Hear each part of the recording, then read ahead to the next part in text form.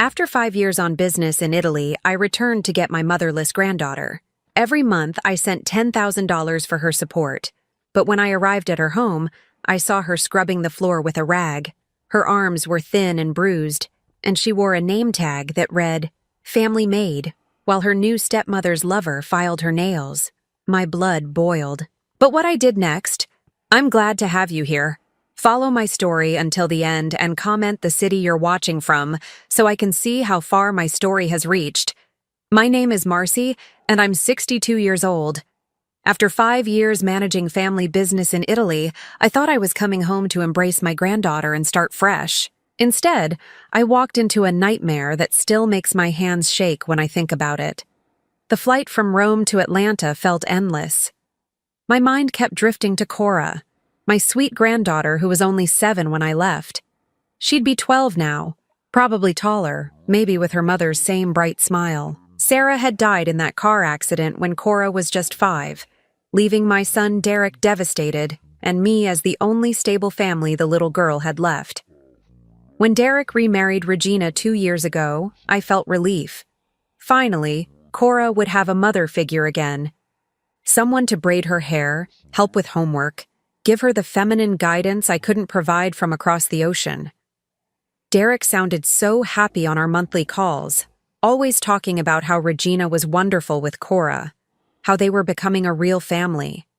Every month without fail, I transferred $10,000 to Derek's account specifically for Cora's care, education, clothes, activities, whatever she needed. In 5 years, that was $600,000. I trusted my son completely. Why wouldn't I? He was Cora's father. The taxi pulled up to the house on Maple Street, and I felt that familiar warmth seeing the 2-story colonial where Cora lived. Derek had inherited it from his wife Sarah, and I'd been sending extra money for maintenance and improvements. The lawn looked immaculate, and I noticed a new BMW in the driveway next to Derek's truck. Regina must have gotten herself something nice. I rang the doorbell, my heart hammering with anticipation. I couldn't wait to see how tall Cora had gotten, to hear about school, her friends, her interests. 5 years is a lifetime when you're a child. Regina answered the door, and I was struck by how different she looked. Her blonde hair was perfectly styled, her nails professionally done, and she wore an expensive-looking silk blouse. She looked like she'd stepped out of a magazine. "Marcy!" she exclaimed, but something about her smile seemed forced. "You're early. We weren't expecting you until tomorrow." "I caught an earlier flight," I said, looking past her into the house. "Where's Cora? I can't wait to see her." Regina's expression flickered for just a moment. "Oh, she's around somewhere. Come in, come in." I followed her into the living room, and my breath caught. The space had been completely transformed. Gone was Sarah's warm, lived-in furniture, replaced by sleek modern pieces that looked like they belonged in a showroom. Crystal vases, expensive artwork, a massive flat-screen television. Everything screamed money. "Wow, Regina, you've really made this place your own," I said, trying to keep my tone neutral. "Thank you. I believe in creating a sophisticated environment. It's important for a child's development." That's when I heard it. The sound of scrubbing coming from the kitchen. Regina's expression tightened almost imperceptibly. "Let me get you some coffee," she said quickly, moving toward the kitchen doorway. "Why don't you sit down and—" But I was already following the sound. Nothing could have prepared me for what I saw. Cora was on her hands and knees on the kitchen floor, scrubbing with a dirty rag. My beautiful granddaughter, who should have been in school or playing with friends, was cleaning the floor like a servant. She wore clothes that were too small, faded and worn, her dark hair hanging limp around her face. What made my blood run cold was the plastic name tag pinned to her shirt. In bold black letters, it read, "Family MAID." "Cora?" I whispered. She looked up, and I saw my heart break in real time. This wasn't the vibrant little girl I remembered. Her arms were thin, too thin, and I could see what looked like bruises on her wrists. Her eyes had lost that bright spark, replaced by something that looked almost like fear. "Grandma Marcy?" Her voice was barely audible. I knelt beside her, wanting to pull her into my arms, but Regina's sharp voice cut through the moment. "Cora, you're not finished with your chores, and you know better than to stop working when we have company." The casual cruelty in her tone made my stomach turn. I looked up at Regina, then noticed someone else lounging at the breakfast bar. A man I didn't recognize, probably in his 30s, was filing his nails while watching the scene with obvious amusement. "This is Marcus," Regina said smoothly. "He's staying with us for a while." Marcus smirked at me. "Nice to meet you, Mrs. Chen. Regina's told me all about you." His eyes flicked to Cora, scrubbing the floor. "Love what you've done with the place. Very efficient household management." I felt like I was going to be sick. "Cora, sweetheart, why aren't you in school?" Regina answered before Cora could speak. "She's been having some behavioral issues. Homeschooling is more appropriate right now." Behavioral issues? I looked at this child who was scrubbing a floor that already looked spotless. "What kind of behavioral issues?" "She's been very difficult lately. Ungrateful. Defiant. Sometimes children need structure to learn respect." I watched as Cora flinched at the word defiant. This wasn't structure. This was something else entirely. "Cora, baby, come here and give your grandmother a hug." "She needs to finish her work first," Regina said firmly. "Cora understands that chores come before socializing. Don't you, Cora?" My granddaughter nodded silently, not meeting my eyes. The name tag on her chest caught the light, and I felt rage building in my chest like a physical thing. "Where's Derek?" I asked, my voice carefully controlled. "He's at work. He'll be home around 6. Regina checked an expensive watch on her wrist. "He's been working very hard lately. We've had some additional expenses." "I bet you have," I thought, looking around at the expensive renovations. Regina's designer clothes, the new car outside. "Marcus, honey, why don't you show Marcy the improvements we've made to the house?" Regina suggested. "I'll make sure Cora gets back to her duties." As Marcus led me through room after room of expensive upgrades, my mind was reeling. Where was the $10,000 a month I'd been sending? Every room had been professionally decorated, new furniture, new fixtures. The master bedroom had a walk-in closet full of designer clothes and shoes that could have fed a family for months. "Regina has excellent taste," Marcus was saying. "She really knows how to make a house into a home." I nodded absently, but all I could think about was Cora on that kitchen floor, wearing a name tag that labeled her as a servant in her own home. When we returned to the living room, Cora was nowhere to be seen. "Where is she?" I asked. "Cleaning the bathrooms upstairs?" Regina replied casually, settling onto the expensive sofa. "She has a full schedule of responsibilities. It keeps her busy and out of trouble." "She's 12 years old. Almost 13, actually. Old enough to contribute to the household. I believe in teaching children the value of hard work." I stared at this woman who was supposed to be caring for my granddaughter with my money, who was treating her like unpaid help while living in luxury.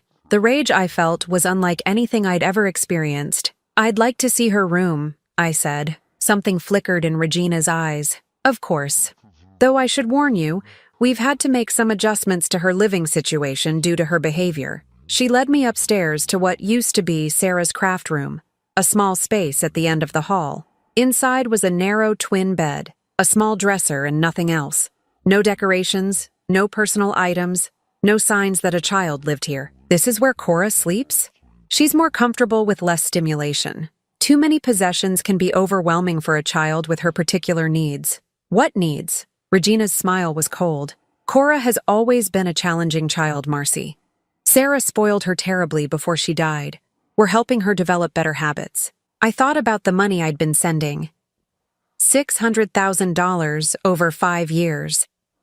Money that was supposed to give Cora everything she needed, not pay for Regina's lifestyle while my granddaughter lived like Cinderella. "I think I'll wait for Derek to get home," I said, my voice tight with controlled anger. "Of course, though I should mention that Derek has been very supportive of our approach with Cora. He understands that sometimes tough love is necessary." As I sat in that expensively decorated living room, listening to the sounds of my 12-year-old granddaughter scrubbing bathrooms somewhere upstairs, I realized that coming home after 5 years had revealed something far worse than I'd ever imagined. The little girl I'd been supporting from across the ocean wasn't living the comfortable life I'd envisioned.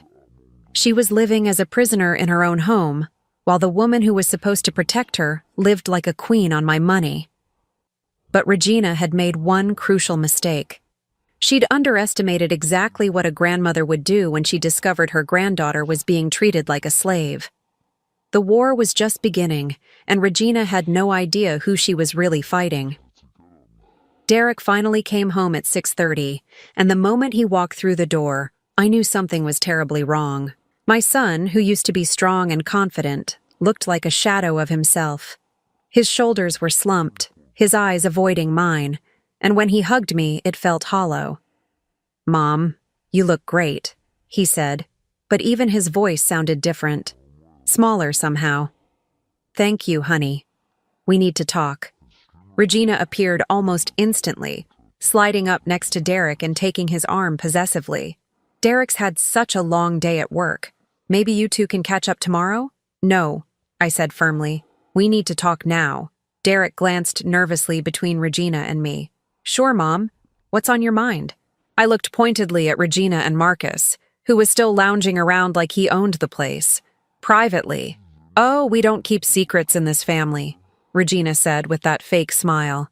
"We're all adults here." "Regina, please," Derek said quietly. It was clearly an old argument. She huffed dramatically but retreated to the kitchen with Marcus, though I had no doubt she was listening to every word.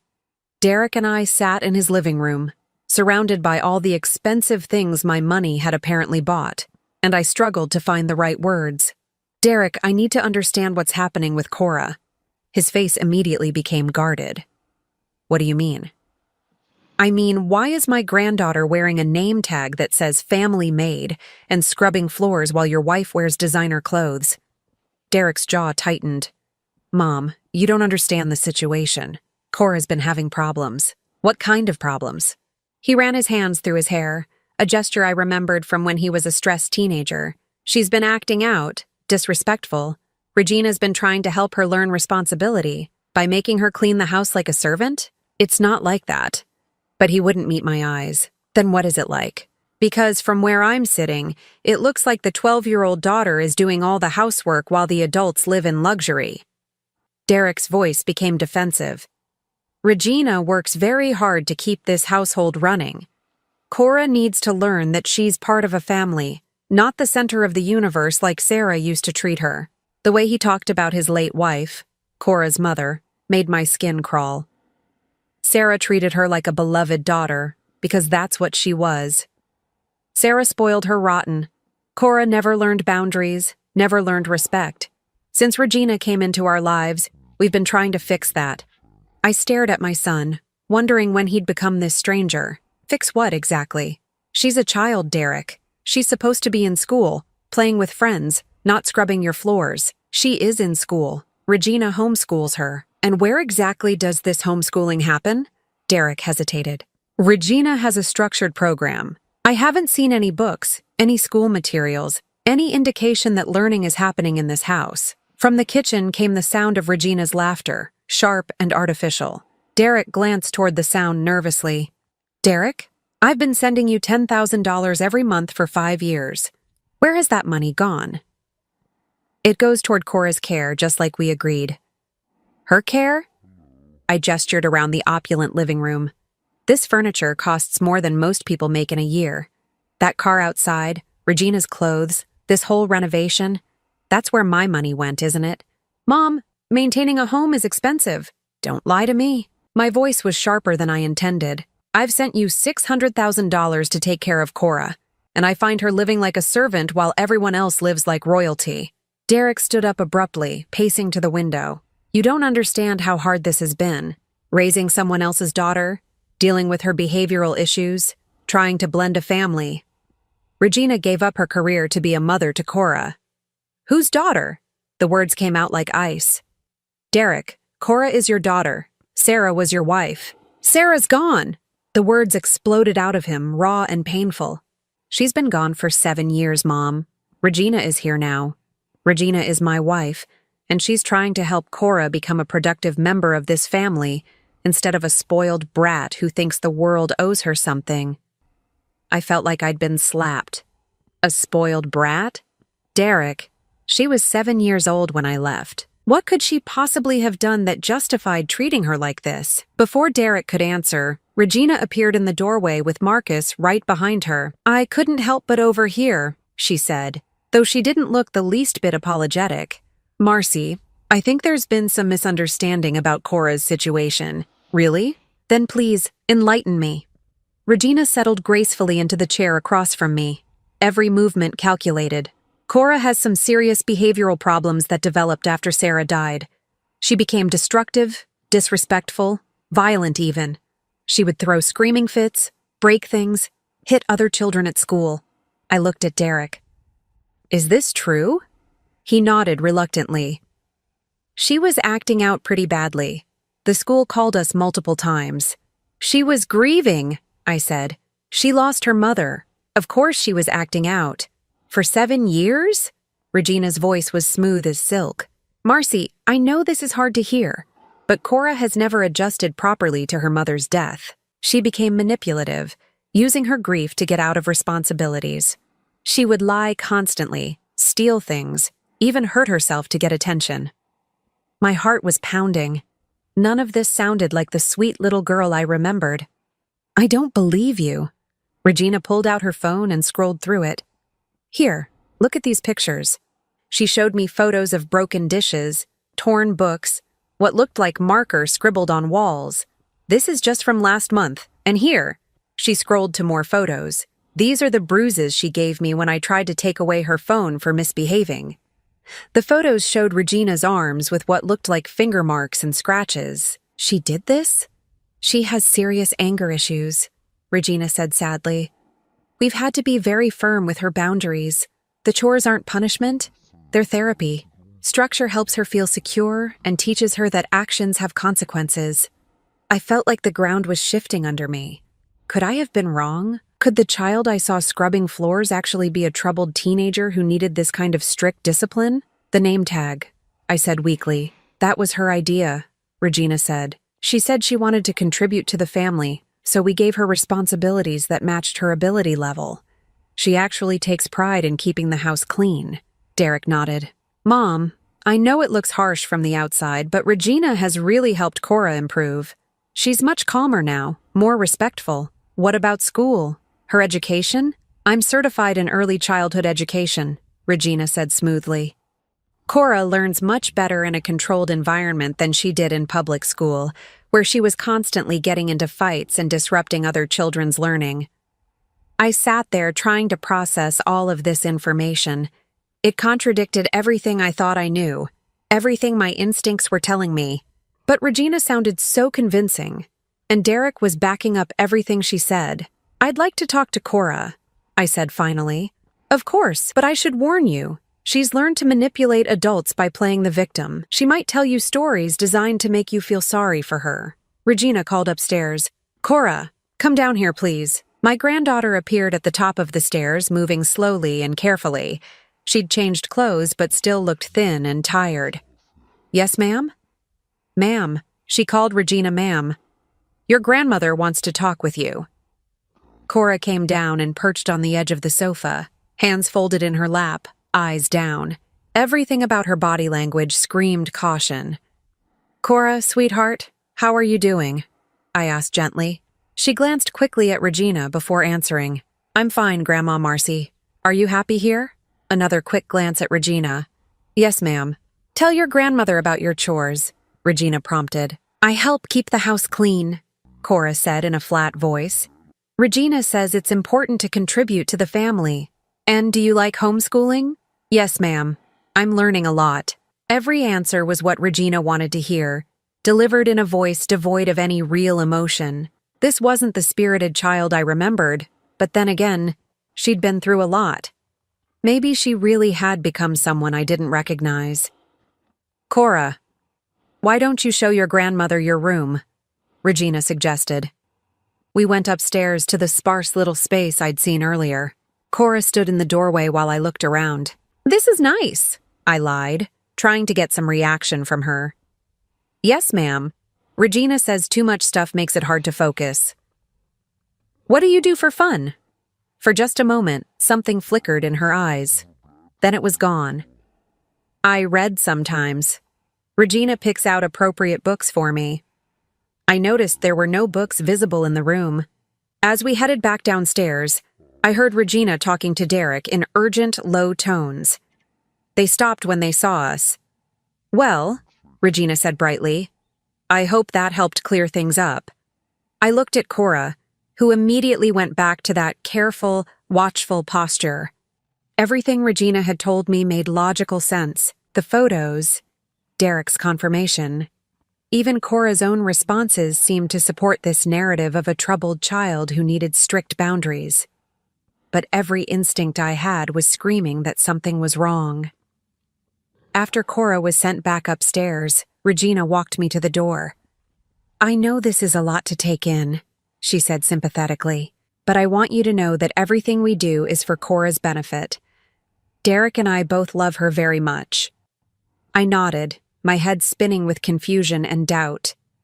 As I drove to my hotel, I kept thinking about the name tag, about Cora's thin arms, about the way she flinched when Regina spoke sharply. But I also thought about the photos Regina had shown me, about Derek's obvious stress, about how convincing their story had been. By the time I reached my hotel room, I had made a decision. I needed to know the truth, and I wasn't going to get it by asking questions they were prepared to answer. I was going to have to find it myself. I couldn't sleep that night. Every time I closed my eyes, I saw Cora's thin face, the way she flinched when Regina spoke, the careful way she held herself like she was afraid of taking up too much space. Something was wrong, and I was going to find out what. The next morning, I drove to the local library and spent 3 hours researching Regina Walsh before she became Regina Chen. What I found made my blood run cold. Regina had been married twice before Derek. Her first husband, Robert Walsh, had died in a car accident, leaving behind a 9-year-old daughter named Emma. 6 months after the funeral, Regina married Thomas Brennan, a widower with a 10-year-old son named Jake. I found a newspaper article from 2 years later about Emma Walsh going missing from her home. She was found 3 days later at a truck stop 50 miles away, malnourished and traumatized. When questioned, she told authorities that her stepmother had been making her sleep in the garage and work as household help for paying guests. The case was quietly settled out of court. Regina and Thomas divorced shortly after, and she received a substantial settlement. There was no mention of what happened to Emma or Jake. My hands were shaking as I printed the articles. This woman had a pattern, and Cora was just her latest victim. I spent the rest of the day creating a plan. I couldn't just march into their house and demand answers. Regina had already shown me how good she was at manipulation, how she could make her story sound completely reasonable. I needed evidence, real proof of what was happening. First, I called an old friend from my business days, Patricia, who worked for a private investigation firm. "Marcy, good to hear from you," she said warmly. "How's retirement treating you?" "I need a favor, Pat. A big one." I explained the situation, and Patricia's voice became deadly serious. "Jesus, Marcy, this sounds like a classic exploitation case. What do you need?" "Surveillance equipment. Something small, undetectable. I need to document what's really happening in that house. I can have someone meet you this afternoon, but Marcy, be careful. If this woman is as dangerous as she sounds, you could be putting yourself and your granddaughter at risk." 2 hours later, I met Patricia's colleague, a woman named Lisa, at a coffee shop downtown. She showed me tiny recording devices, cameras small enough to hide in everyday objects, and taught me how to use them. "The key is to act natural," Lisa explained. "Don't change your behavior patterns or they'll get suspicious. Document everything, but don't confront them until you have enough evidence to take to authorities." That evening, I returned to Derek's house with a small overnight bag and a story about wanting to spend more time getting to know the family. "Of course you can stay," Regina said, though I caught the flash of irritation in her eyes. "We have a lovely guest room." The guest room was directly above the kitchen, which turned out to be perfect for my purposes. Over the next 3 days, I documented everything. I watched through the tiny camera I'd hidden in the living room as Regina made Cora scrub the floors again, even though they were already spotless. When Cora missed a spot, Regina made her start over from the beginning. I recorded audio of Regina telling Cora that she was worthless, just like her dead mother, when the girl accidentally dropped a dish. I documented Regina forcing Cora to stand in the corner for 2 hours because she'd asked for a glass of water during work time. But the worst discovery came on my 3rd night there. I'd placed a small recording device in the kitchen, hidden inside what looked like a decorative magnet on the refrigerator. Around midnight, I heard voices and crept to the top of the stairs to listen. Regina was on the phone with someone, her voice low but carrying clearly in the quiet house. "No, she's too young for that kind of work," Regina was saying. "But she's perfect for daytime cleaning jobs. Very obedient, won't cause any trouble. $50 an hour, minimum 4-hour bookings." My heart stopped. She was talking about Cora. "The Chen family has excellent references," Regina continued. "The child is well-trained and discreet. Your friends won't have any complaints." I gripped the stair railing so hard my knuckles went white. Regina wasn't just making Cora work as a servant in her own home. She was lending her out to other people. The conversation continued for another 10 minutes, with Regina discussing scheduling and rates like she was running a business. A business using my 12-year-old granddaughter as unpaid labor. I managed to record the entire conversation.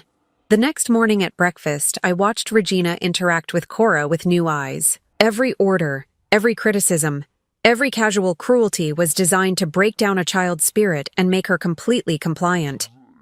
"Cora, you left water spots on the glasses," Regina said, examining a perfectly clean glass under the light. "Do them all again." Cora nodded without protest and began rewashing every glass in the cabinet. "Regina," I said carefully, "maybe I could help Cora with the dishes? Spend some grandmother-granddaughter time together?" "Oh, that's sweet of you, but Cora needs to learn responsibility. If we help her with her chores, she'll never develop a proper work ethic." Derek nodded in agreement. "Regina's right, Mom." Cora's come so far with her behavior since Regina started the structure program. Structure program. They'd given their abuse a name to make it sound legitimate. That afternoon, while Regina was out getting her nails done and Derek was at work, I finally had a chance to talk to Cora alone. I found her in the laundry room, folding clothes with practiced efficiency. "Cora, sweetheart, can we talk?" She looked around nervously. "I'm supposed to finish the laundry before Regina gets back." "I'll help you finish. We can talk while we work." For a few minutes, we folded clothes in silence. Then I said quietly, "Cora, I want you to know that you can tell me anything. I'm your grandmother, and I love you no matter what." Her hands stilled on a towel. "Regina says you might try to fill my head with nonsense, that some adults lie to children to make them misbehave. What do you think? Do you think I would lie to you?" She looked at me with those 2 old eyes. "I don't know anymore. Regina says lots of things about what people really think about me." "What kind of things?" Cora glanced toward the door again. "She says everyone knows I'm the kind of kid who causes trouble. That's why I can't go to regular school anymore. The teachers complained about me too much." "Cora, do you remember your mother? Do you remember how she treated you?" Something flickered in her face. A brief moment of real emotion before the careful mask slipped back into place. "Regina says I remember wrong. That Mommy was sick and that's why she let me get away with being bad all the time. What do you remember?" "I remember." Her voice was barely a whisper. "I remember Mommy reading to me, and making pancakes on Saturday mornings, and singing when she brushed my hair." Tears started sliding down her cheeks, and she quickly wiped them away. "Regina says crying is manipulation. That I use tears to try to get out of my responsibilities." I knelt down in front of her, my heart breaking. "Cora, crying is normal. It's okay to miss your mother. It's okay to be sad." "No, it's not." The words burst out of her. "I have to be grateful. Regina gave up everything to be my mother when nobody else wanted me. She says I should be thankful she didn't send me to live with strangers." "Honey, I would have taken you in a heartbeat. I wanted you to come live with me, but your father said you were better off with him and Regina." Cora stared at me. "You wanted me?" "Of course I wanted you. You're my granddaughter. I love you." For a moment, the careful mask completely cracked, and I saw the frightened, grieving child underneath. But then we heard a car door slam outside, and Cora immediately went rigid. "Regina's back," she whispered.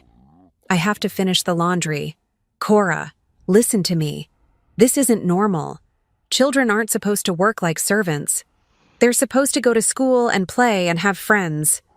"You don't understand," she said desperately. "I'm not like other kids. I'm broken. Regina's trying to fix me, but it's really hard because I'm so damaged." "You are not broken," I said firmly. "You are not damaged. You are a beautiful, intelligent, wonderful child who deserves to be loved and protected." The front door opened, and we heard Regina's voice calling out, "I'm home! Cora, where are you?" Cora's face went pale. "If she finds out we talked like this, she'll be so angry. Please don't tell her what I said." I helped her quickly finish folding the clothes, my mind racing. This child had been so thoroughly manipulated that she believed she deserved this treatment. Regina had convinced her that love meant servitude, that she was fundamentally flawed and should be grateful for any attention at all. That night, I lay in the guest bed listening to the house settle around me and planned my next move. I had recordings now, evidence of the abuse, but I also knew that if I moved too quickly, Regina might disappear with Cora or turn Derek so completely against me that I'd never see my granddaughter again. I needed more evidence, and I needed to be smart about how I used it. The next morning, I called Patricia again from the privacy of my rental car. "I need you to dig deeper into Regina's background," I told her. "Specifically, I need to find Emma Walsh and Jake Brennan, the children from her previous marriages." "Already on it," Patricia said. "Emma Walsh is now 24 and living in Oregon. She's been in therapy for years. Jake Brennan was placed in foster care after his father's suspicious death."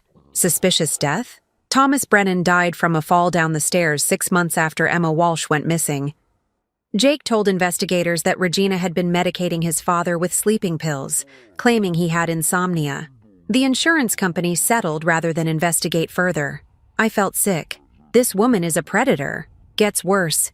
I found records of Regina contacting several other widowers with young children in the past 2 years. She targets grieving fathers with assets and vulnerable children. I need to get Cora out of there. Marcy, you need to be careful. If this woman has killed before, you could be putting yourself in danger by staying in that house." But I couldn't leave. Not when I finally understood the scope of what was happening to my granddaughter. Regina hadn't just been stealing my money and exploiting Cora for free labor. She was systematically destroying a child's sense of self-worth, convincing her she was worthless, so she'd be easier to control.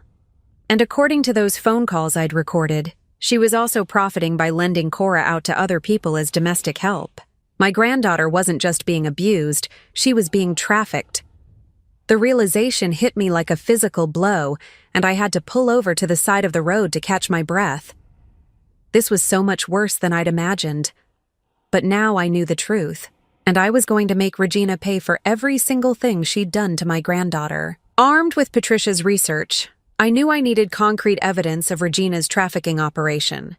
The recordings I had were damning, but I needed proof that money was changing hands and that Cora was actually being sent to work for other people. I decided to extend my visit indefinitely, telling Derek and Regina that I was considering moving back to Atlanta permanently and wanted to spend time house hunting. Regina's smile was tight when I made the announcement, but she couldn't object without seeming unreasonable. "How wonderful," she said through gritted teeth. "Family is so important." Over the next week, I established a routine. Every morning, I left the house ostensibly to look at real estate listings or run errands. But instead, I was conducting surveillance. I parked down the street with a clear view of the house and documented everyone who came and went. What I discovered made me physically ill. On Tuesday morning, Regina loaded Cora into her car at 7:30. I followed them to an upscale neighborhood across town, where Regina walked Cora to the front door of a massive colonial house. A well-dressed woman answered the door, handed Regina an envelope, and took Cora inside. Regina drove away, leaving my 12-year-old granddaughter alone with strangers. I sat in my car for 4 hours, watching that house, until Regina returned at noon to pick up Cora. The child who emerged looked exhausted, her clothes dirty, her hair disheveled. Regina collected another envelope before driving away. I followed them back home, my hands shaking with rage. When they arrived, Regina immediately sent Cora upstairs to shower while she counted the money from both envelopes. Through the hidden camera I'd placed in the living room, I watched her separate the bills into neat stacks.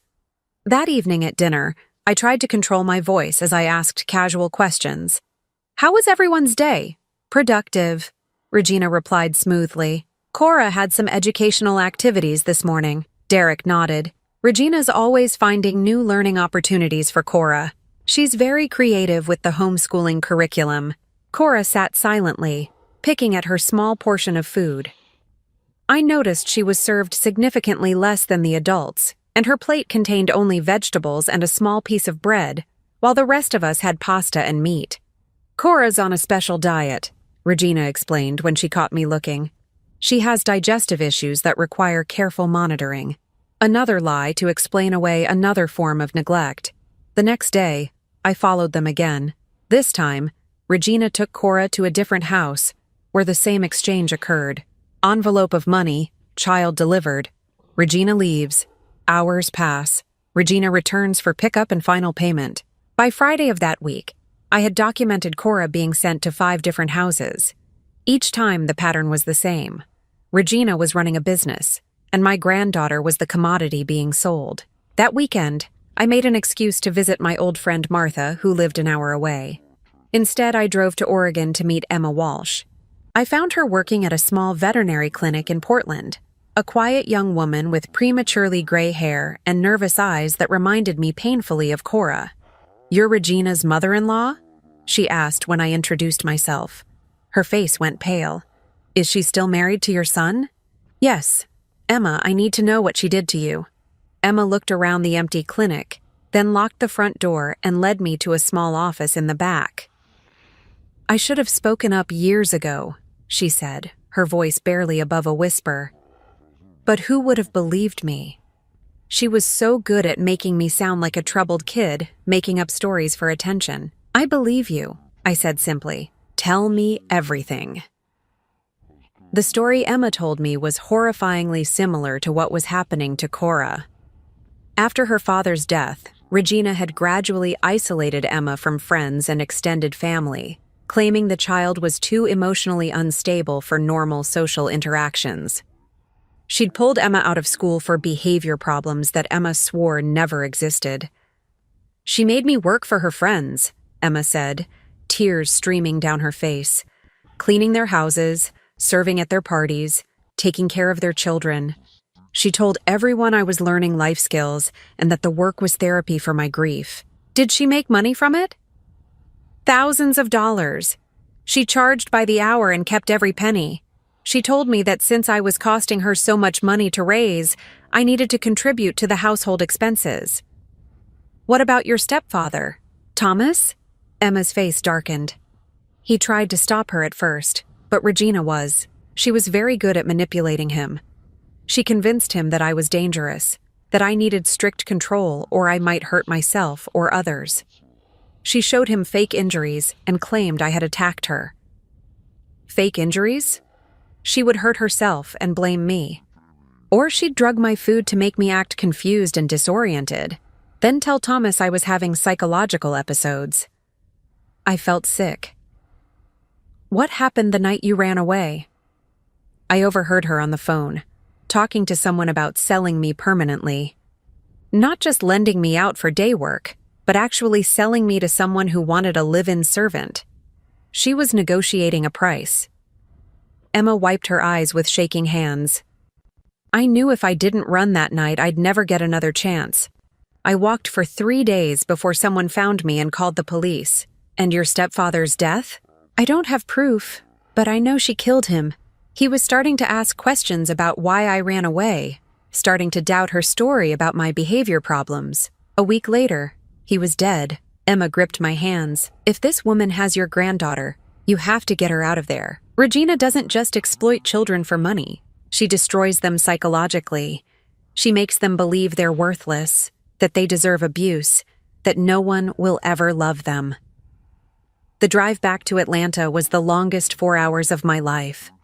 I kept thinking about Cora's thin face, the way she flinched when adults spoke to her, how she believed she was broken and should be grateful for Regina's care. When I arrived back at Derek's house that evening, I found the family in the living room watching television. Cora was sitting on the floor, polishing Regina's shoes while the adults relaxed on the couch. "How was your visit with Martha?" Derek asked. "Enlightening," I said, watching Regina carefully. "Very enlightening." Something in my tone made Regina look at me sharply, but I kept my expression neutral. That night, I called Patricia with my update. "Emma's testimony combined with your recordings should be enough for the authorities," she said. "But Marcy, you need to be extremely careful. If Regina suspects you know the truth, she might disappear with Cora before you can stop her. What's the legal process? How do I get Cora away from them? Child Protective Services will need to investigate first. With your evidence, they should be able to get an emergency removal order. But these things take time, and Regina could fight it if she's prepared. I need to move fast." "There's something else you should know. I tracked down Jake Brennan. He's in a group home for traumatized children in Arizona. The foster care system couldn't find a family willing to take him because of his behavioral issues." "What kind of behavioral issues?" "Severe PTSD, attachment disorders, inability to trust adults. According to his caseworker, he still has nightmares about his time with Regina. He was only with her for 18 months, but the psychological damage was extensive." I closed my eyes, thinking about how Regina had been working on Cora for over 2 years now. "Patricia, I'm going to get Cora out of there this week, one way or another. Just be smart about it. This woman is dangerous, and she's already proven she'll kill to protect her secrets." After I hung up, I sat in my hotel room and made a plan. I couldn't wait for the legal system to slowly grind through the process. Every day Cora stayed in that house was another day of psychological damage. Another day Regina was profiting from her exploitation. But I also couldn't just grab Cora and run. That would make me the kidnapper in the eyes of the law, and Regina would use it to paint me as an unstable grandmother trying to steal a child. I needed Regina to make a mistake. I needed her to reveal herself in a way that even Derek couldn't ignore or excuse. The next morning, I returned to the house with a new strategy. It was time to stop pretending I believed their lies. "I've been thinking," I announced at breakfast. "Since I'm planning to move back to Atlanta, I'd like to set up a college fund for Cora, a substantial one." Regina's eyes lit up with greed. "How substantial?" "I was thinking around $200,000 to start." Derek nearly choked on his coffee. "Mom, that's incredibly generous, but she'd need to be enrolled in a real school to be eligible," I continued smoothly. "The fund requires academic transcripts and standardized test scores." Regina's smile faltered. "Well, homeschooling doesn't really work that way." "Oh, but it can. I've done some research. There are state requirements for homeschooled children that include regular testing and documentation. I'd be happy to help Cora get caught up on anything she might have missed." I watched Regina's face cycle through emotions as she calculated the risks and benefits. $200,000 was a lot of money, but it would require proving that Cora was actually receiving an education. "That's very thoughtful," Regina said finally. "But Cora has some special learning needs that make traditional testing inappropriate." "What kind of learning needs?" "She has attention and memory issues related to her trauma. Standard academic evaluation would be overwhelming for her." Another lie. Another excuse to keep Cora isolated and under control. But I had planted the seed I wanted. Regina would spend the day thinking about that money, figuring out how to get her hands on it without exposing the fact that Cora wasn't receiving any real education. And greedy people always make mistakes when they're reaching for a prize just out of their grasp. That evening, I set up the final piece of my trap. It was time to force Regina into revealing exactly who she really was, with witnesses who couldn't be manipulated or silenced. The war was about to end, and Regina had no idea she'd already lost. My plan was simple, but required perfect timing. I called Patricia and asked her to arrange for a social worker to be on standby, then contacted Detective Sarah Morrison from the Atlanta Police Department's Crimes Against Children Unit. I'd done my research carefully. Detective Morrison had a reputation for taking child exploitation cases seriously and acting quickly when presented with solid evidence. Mrs. Chen, these recordings you've described are very concerning, Detective Morrison said during our phone conversation. If you can get this woman to admit on tape that she's been trafficking your granddaughter, we can move immediately. I need to be sure Cora will be safe. If Regina suspects she's about to be exposed, she might hurt her. We'll have units positioned nearby. The moment you signal us, we'll move in. But Mrs. Chen, what you're planning to do is dangerous. This woman has potentially killed before. I'm 62 years old, Detective. I've survived cancer, divorce, bankruptcy, and building a business from nothing. I'm not about to be intimidated by some psychopath who's been torturing my granddaughter. That evening, I put my plan into motion. I returned to Derek's house carrying a briefcase and wearing my most expensive business suit, the one I used to wear when closing major deals in Italy. Derek, Regina, I need to speak with both of you about something important, I announced. It's about Cora's future and the college fund I mentioned. We sat in the living room while Cora was upstairs supposedly doing homework. I opened my briefcase and pulled out official-looking documents I'd had prepared. I've spoken with my financial advisor, and we can actually do much better than $200,000, I began. I'm prepared to establish a trust fund of $500,000 for Cora's education and future. Regina's eyes went wide. Derek looked stunned. Mom, that's incredible. But you don't need to— I want to, I said firmly. But there are conditions, legal conditions that protect both Cora and the money. I spread the documents on the coffee table. The trust requires that Cora be enrolled in an accredited educational program within 30 days. It also requires annual wellness checks by a court-appointed guardian to ensure the funds are being used appropriately. Regina leaned forward, studying the papers. I could see her calculating, trying to find a way around the requirements. What exactly does wellness checks mean? She asked. A social worker would visit annually to assess Cora's living situation, educational progress, and general well-being. Standard procedure for large educational trusts involving minors. That seems rather invasive, Regina said carefully. It's designed to protect children from having their trust funds misused by guardians, I replied, watching her closely. Surely that's not a concern here. Derek was reading through the documents. Mom, this is amazing, but $500,000. How can you afford this? The business in Italy was very profitable.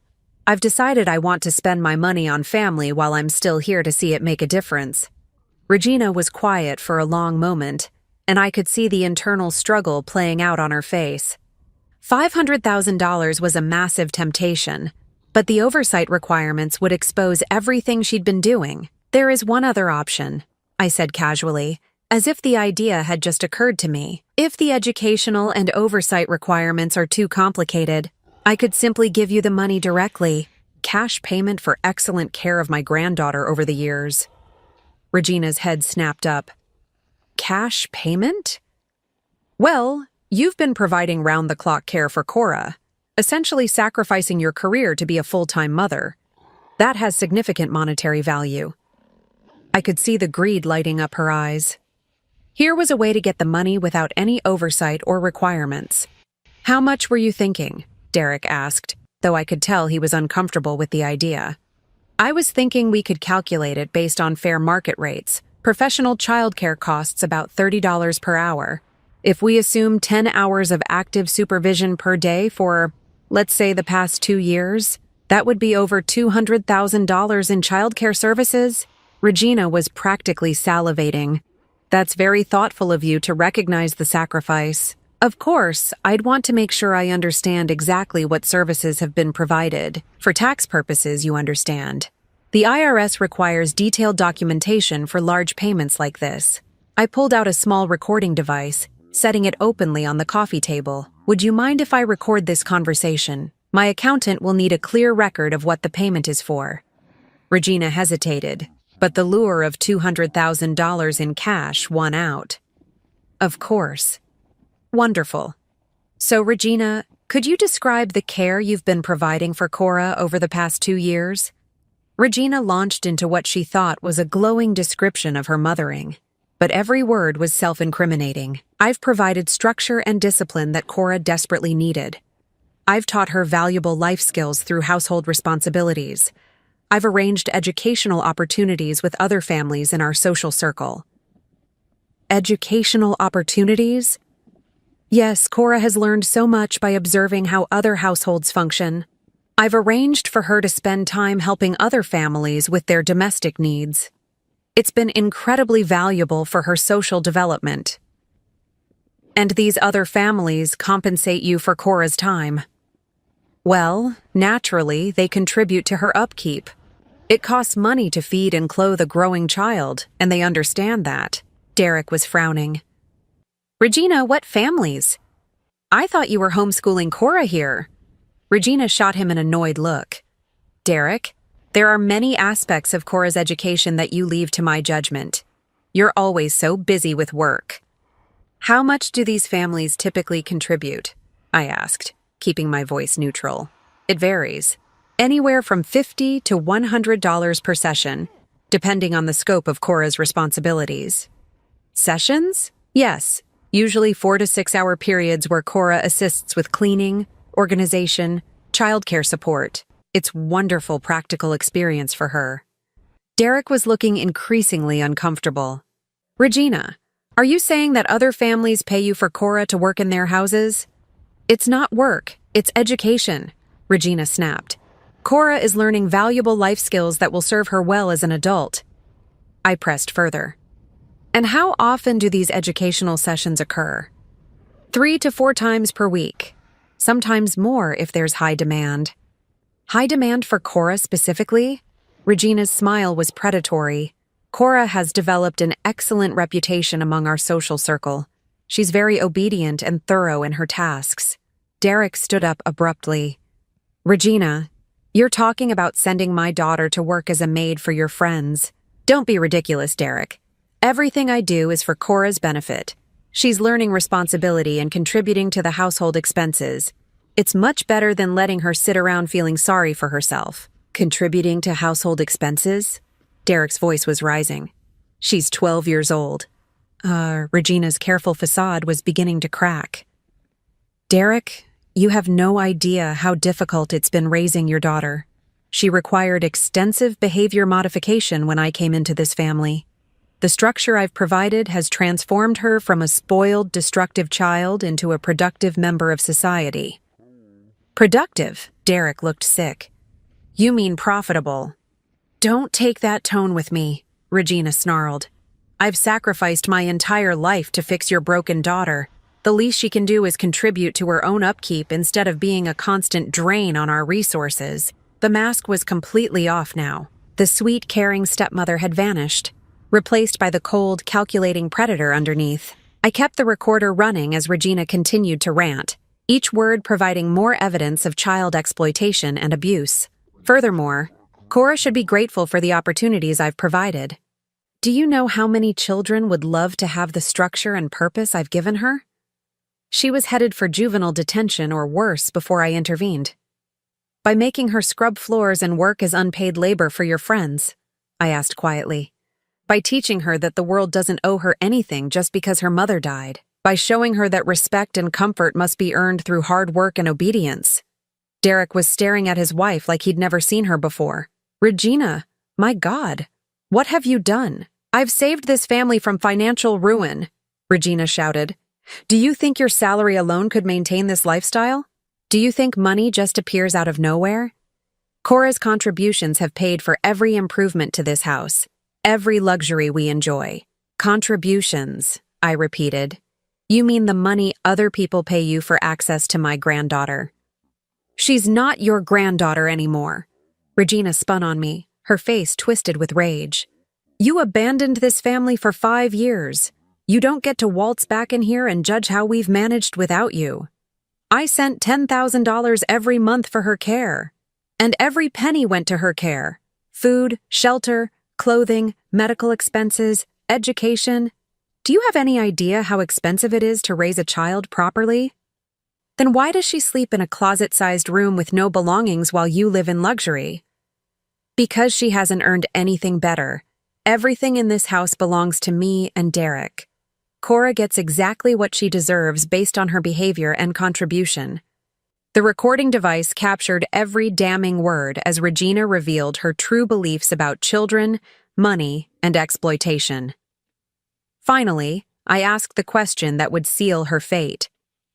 Regina, over the past 2 years, approximately how much money have you received from other families for Cora's educational services? Regina was so angry now that she answered without thinking.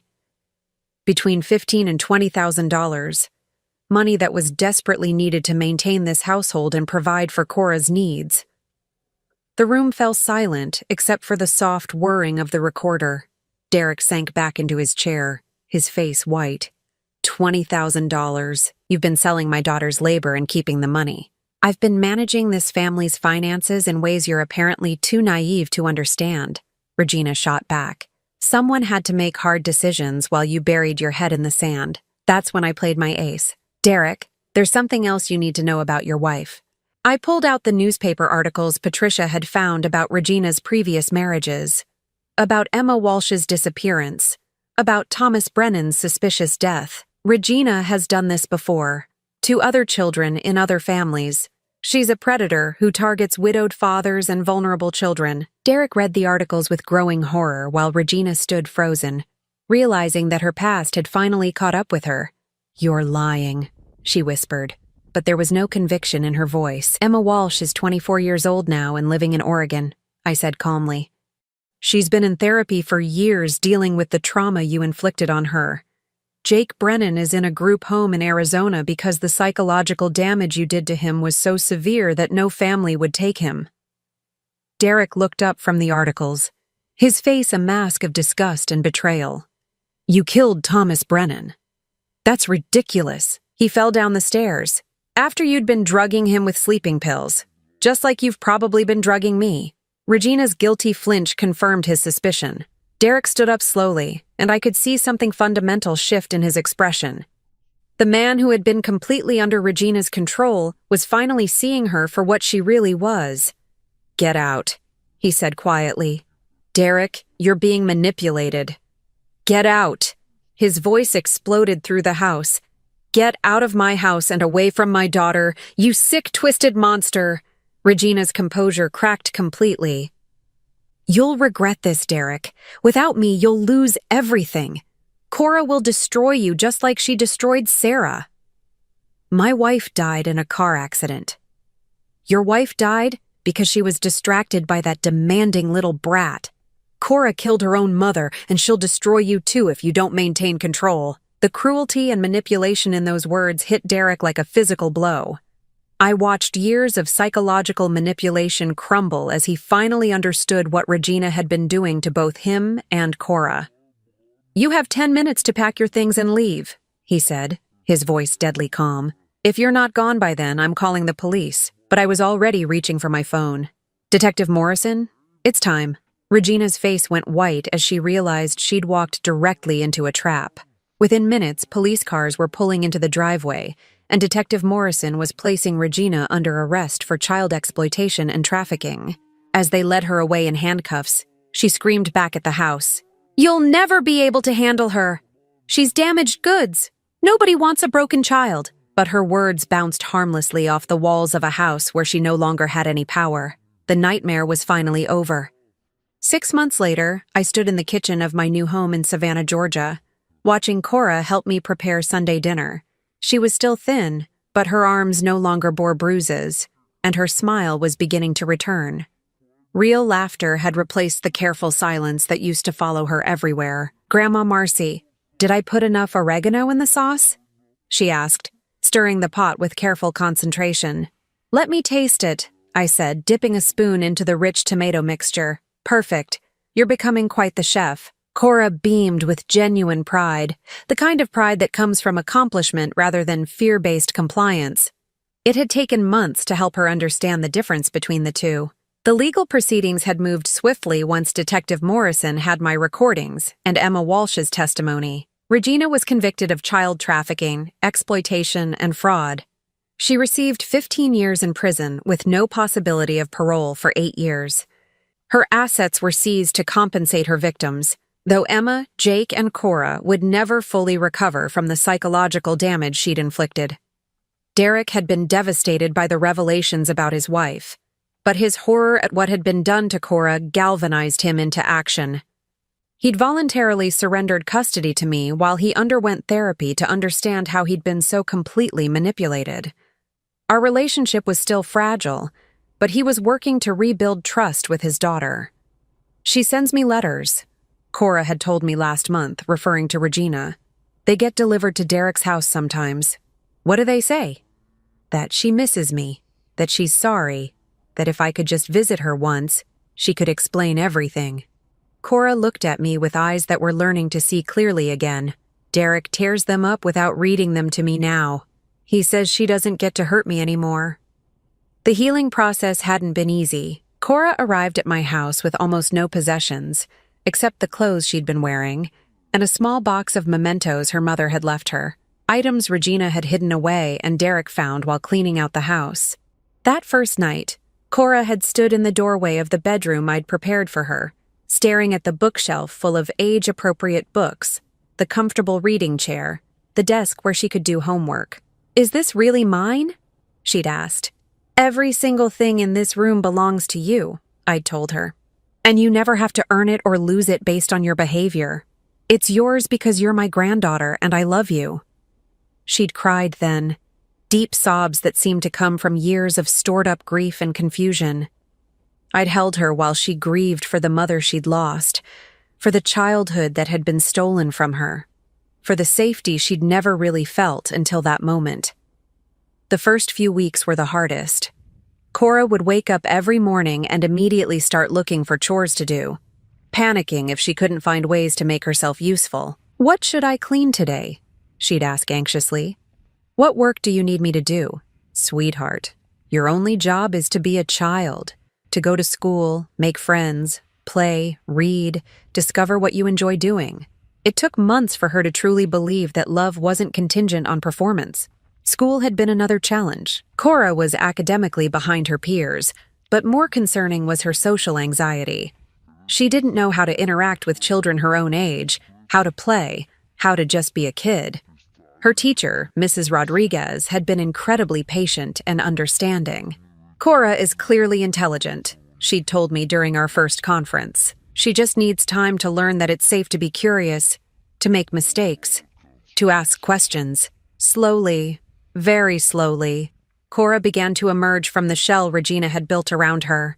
She discovered that she loved reading fantasy novels, that she was naturally gifted at art, and that she had a wonderful sense of humor when she felt safe enough to let it show. The money Regina had stolen was never fully recovered, but I didn't care. I had enough saved from my business ventures to provide comfortably for both Cora and myself. More importantly, I had my granddaughter back. Derek visited every other weekend now, working to rebuild the relationship with his daughter that Regina had systematically poisoned. The visits were still somewhat awkward, but progress was being made. "I'm sorry I didn't protect you," he'd told Cora during one of his early visits. "I should have seen what was happening. I should have listened when you tried to tell me." Regina was very good at making people believe her, Cora had replied with wisdom beyond her 13 years. "She fooled a lot of adults. The therapist we'd been working with, Dr. Sarah Chen, had helped Cora understand that the abuse wasn't her fault, that she wasn't broken or damaged, that she deserved love and safety just like any other child. "Cora has remarkable resilience," Dr. Chen had told me privately. "The fact that she retained her core sense of self despite years of psychological manipulation is extraordinary. She's going to be just fine." Today, as we finished preparing dinner, I watched Cora set the table with the careful attention to detail that had once been forced upon her, but now came from genuine pride in contributing to our household. The difference was that she chose to help because she wanted to, not because she was afraid of what would happen if she didn't. "Grandma Marcy," she said as we sat down to eat, "can I ask you something?" "Of course, sweetheart. Do you think my mom would be proud of who I'm becoming?" The question caught me off guard, but I knew exactly how to answer it. "Cora, Your mother loved you more than anything in the world. She would be incredibly proud of your strength, your kindness, and your courage. But most of all, she'd be proud that you never gave up hope." Cora smiled, and for just a moment, I saw her mother's radiant joy shining through her features. After dinner, we settled into our evening routine. Cora curled up in the living room with one of her beloved fantasy novels while I worked on a crossword puzzle. The quiet companionship felt like the most natural thing in the world. "Grandma Marcy? Yes? I'm glad you came home from Italy." "So am I, sweetheart. So am I." As bedtime approached, Cora gathered her book and started toward her room, then paused. "I love you," she said simply. "I love you too, Cora. More than you'll ever know." After she went to bed, I sat in my favorite chair and reflected on the journey that had brought us here. The woman who had once seemed so loving and devoted had nearly destroyed my granddaughter's spirit. But she'd made one crucial mistake. She'd underestimated the power of genuine love and a grandmother's determination. I thought about the money I'd sent over those 5 years, money that was supposed to provide for Cora's care and education. In the end, those monthly payments of $10,000 had bought something far more valuable than Regina's luxurious lifestyle. They'd bought me the motivation to investigate when something felt wrong, the resources to fight for my granddaughter, and the evidence I needed to expose the truth. Regina was now serving her sentence in a federal prison, where she would hopefully never again have the opportunity to exploit vulnerable children. Emma Walsh had started a nonprofit organization to help other victims of family trafficking, turning her trauma into a force for good. Jake Brennan was slowly learning to trust again in a specialized therapeutic foster home. And Cora was becoming the bright, curious, confident young woman she was always meant to be. The phone rang, interrupting my thoughts. It was Derek. "Hi, Mom. How's everything going?" "Good. Cora made spaghetti sauce today. She's quite proud of it." "That's wonderful. Mom, I wanted to tell you something." "What's that?" "I've been thinking about what you said months ago, about how Regina targeted me because I was vulnerable and had assets. I've decided to donate the house." I was surprised. "Derek, that's a big decision. I can't live there anymore. Every room reminds me of what I allowed to happen to my daughter. I'm donating it to a foundation that helps children who've been trafficked or exploited. At least some good will come from that place." "I think that's a wonderful idea. And Mom, thank you for never giving up on Cora, for fighting for her when I was too blind to see what was happening. She's my granddaughter, Derek. I would have moved heaven and earth to protect her." After I hung up, I walked quietly down the hall to check on Cora. She was sound asleep, her book still open beside her, her breathing deep and peaceful. This was how a child should sleep, safely, securely, without fear of what tomorrow might bring. I tucked the covers around her shoulders and kissed her forehead gently. "Sweet dreams, my darling girl," I whispered. "You're safe now. You're home." As I turned off the light and closed her door, I realized that this wasn't just about saving Cora from Regina's abuse. It was about reclaiming what family really means. Not the performance and manipulation that Regina had orchestrated, but genuine love, protection, and the kind of safety that allows a child to grow into who they're meant to become. The inheritance Regina had stolen wasn't just money. It was Cora's childhood, her sense of self-worth, her ability to trust. But inheritances can be rebuilt, and love is the most powerful foundation of all. Standing in the hallway of our peaceful home, listening to the gentle sounds of a child sleeping without fear, I knew we had won something far more valuable than any amount of money. We had won back our family, the war was over, and love had triumphed. Now I'm curious about you who listened to my story. What would you do if you were in my place?